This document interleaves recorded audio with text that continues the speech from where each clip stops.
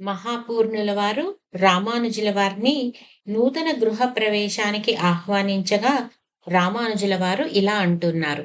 దేవర వారి ఆజ్ఞ. ఉదయం ఆరాధన కాగానే సేవిస్తాము అని అంటారు. మరుసటి రోజున అక్కడ వారితో ఒక శిష్యుడు ఇలా అంటున్నారు. నిన్న ఆచార్యుల వారు మహాపూర్ణుల వారి నూతన గృహానికి వేంచేస్తామన్నారు.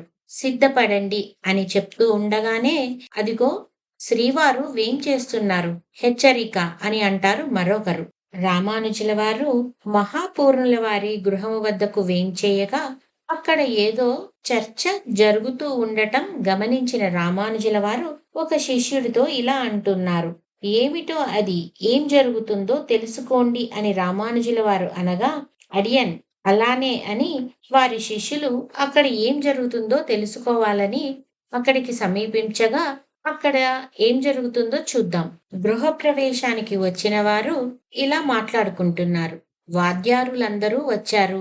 విశ్వక్సేన పూజ, పుణ్యాహం, వాస్తుశాంతి ఏమీ లేదు. గృహప్రవేశం అయిపోయిందని, అవసరం లేదని అంటున్నారు.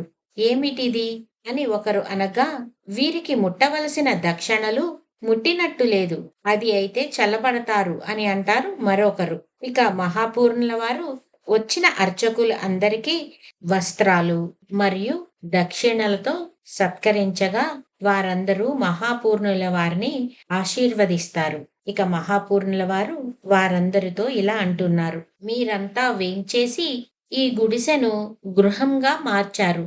ధన్యులం అని వారికి నమస్కరించి మహాపూర్ణుల వారు రామానుజాచార్య స్వామి వేంచేయండి, ఈ ఆసనం అలంకరించండి అని అంటారు రామానుజుల వారితో.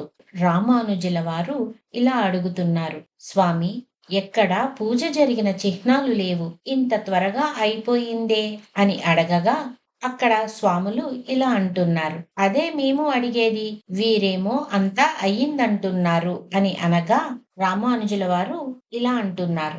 స్వామి, ఏదో కారణం ఉండే ఉంటుంది. అభ్యంతరం లేకపోతే తెలుసుకోవచ్చనుకుంటే అనుగ్రహిస్తారా అని అడగగా మహాపూర్ణుల వారు ఇలా చెప్తున్నారు. ఆచార్య, స్వాములు, మా ఆచార్యులు యామన మునుల ప్రియాతి ప్రియ శిష్యులు శ్రీమార్నేరి నంబి. అవును, అతడు పంచముడు కదా అని అక్కడ స్వాములు అనగా మహాపూర్ణుల వారు ఇలా చెప్తున్నారు.